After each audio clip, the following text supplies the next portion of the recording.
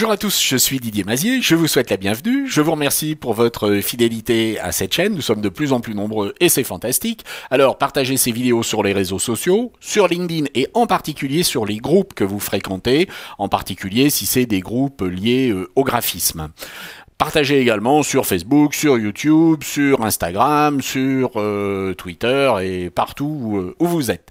Cette semaine, nous allons revisiter un effet télé vintage, c'est-à-dire que sur ces deux photos, nous allons d'une part appliquer un effet vintage sur la personne qui se trouve à gauche, mais nous allons intégrer cette image dans l'écran qui se trouve à droite en respectant la géométrie de cet écran, mais également en maintenant les reflets que l'on voit dans cet écran. Alors cette vidéo va être un petit peu plus longue que celle que l'on fait d'habitude parce qu'il y a plusieurs étapes, mais je vais mettre un index de manière à ce que vous puissiez sauter d'une section à une autre. Mettons-nous au travail dès à présent. Commençons par créer notre effet TV vintage sur ce personnage. Nous allons commencer par créer un décalage de couleurs. Dupliquons l'arrière-plan avec CTRL-J sur PC ou Command-J sur Mac. Et puis sur ce calque, nous allons demander des options de fusion. En particulier, nous allons demander à ne pas fusionner toutes les couches, mais uniquement la couche du vert.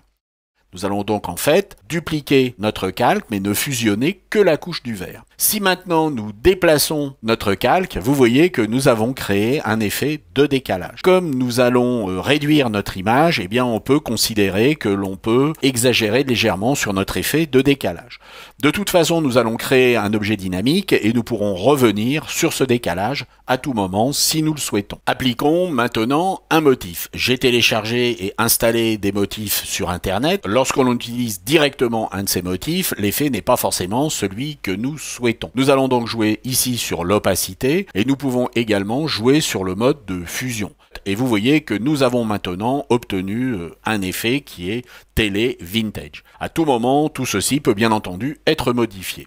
Ce que nous allons faire, c'est de sélectionner ces trois calques et nous allons avec un clic droit demander à convertir cela en objet dynamique. Et nous allons pouvoir maintenant importer cette image dans notre poste de télévision. Je vais donc, avec mon curseur, cliquer sur mon objet dynamique, le déplacer vers l'onglet télévision, appuyer sur la touche majuscule pour qu'il se retrouve au milieu. Mais vous constatez qu'il va falloir maintenant intégrer notre image à l'intérieur de ce poste de télévision. Personnellement, j'ai un faible pour l'outil Plume, qui est un outil vectoriel qui permet de créer des tracés extrêmement précis. Et je souhaite ici avoir des tracés relativement précis que je ne pourrais pas forcément obtenir avec des outils de sélection classiques. Mais vous êtes libre d'utiliser le système que vous voulez. Je vais donc placer cette vidéo en accéléré pour que vous puissiez suivre la création de ces tracés.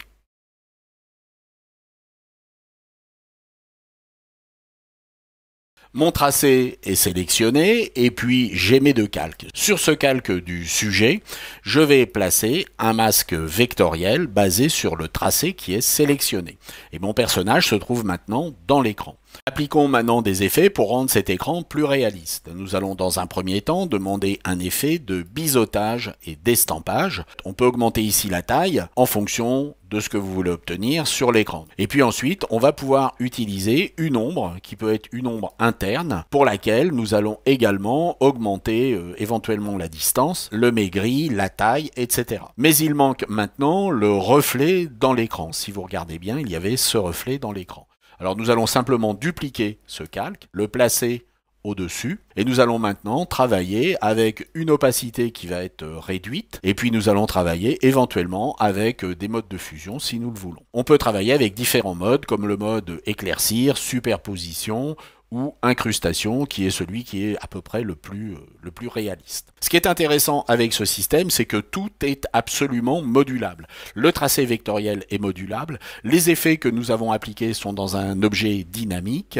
J'espère que cela vous a intéressé, j'espère que cela vous ouvrira des pistes créatives pour d'autres usages, et puis je vous dis à la semaine prochaine. Au revoir.